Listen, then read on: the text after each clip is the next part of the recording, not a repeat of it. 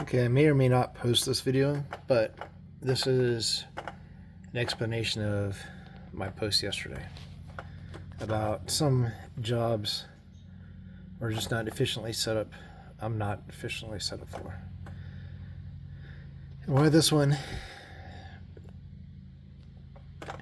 mentally and physically almost broke me. Or is at that point. You see, this is the transmission that I've replaced. This is the new one. I got a cross member I got to put in there. Tail housing, transfer case, rear drive shaft go back, front drive shaft goes in.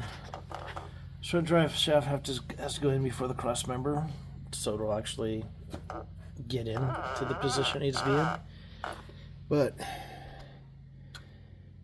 4 torque converter bolts, torque converter setup, starter sits there.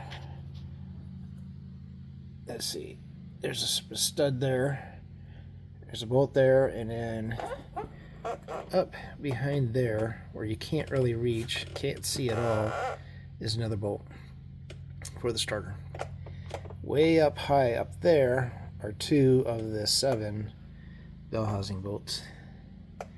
Wiring harness goes over the top, out the back. That's for the transfer case, that one there. Oil cooler for the transmission. Yep, I'm gonna have to replace this one. Why? Because for some reason, even though everything came apart nicely, that one is not going in at all. Well, it's going in some, but not nicely. Back here, the lines are in. Try to loosen those up, get a better angle on that, loosen all of this up, try to get a better angle on that, still. And it doesn't look like it's goobered up. It might be goobered up a little bit more now, but I got a replacement. It's coming in an hour or so. But that'll actually be easy to replace. It just runs up there, disconnect that side, disconnect that side. It's not actually attached to anything. Coming along here, it just runs back, attaches back here. A thermal switch, that's fine. But it's taken me too long to get this transmission in. Too long to get that starter in. Too long to get those torque converter bolts on. Because you have to go up above, turn the engine, come down, check it, go back up, check it. Maybe there's a better way. Maybe it's a bump start. I don't know. Again, I could buy a remote starter to do that, to see if that'll, do that, disconnect the fuel, do that, remote bump start. So that's a possibility. But in the meantime, this is how high I get it up. The lift I measured, I'm a little bit short to reach. So I could get another lift, and that's just more money to spend to do this. Or I can just say, hey, I can't do this. Because the number of jobs I'd have to do to make that efficient and cost effective is more jobs than I think a 56-year-old wants to keep doing that's not my own projects. Don't get me wrong.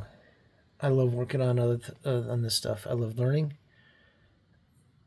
But I've lost focus on why I just started doing this. Because I didn't start doing this because I wanted to. I was asked, can I do it? For somebody that needed help. And I did. And I did. Business grew a lot faster than I expected. And when it did, I found I'm not able to give the time to the things that I wanted to give time to when I retired. And why I retired and didn't go back to work. Because I wanted to spend time doing the things I want to do, spend time with my wife,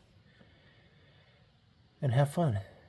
And sometimes I hurt so much, I know it's not fun. And it's a physical hurt and mental hurt. Yes, mentally.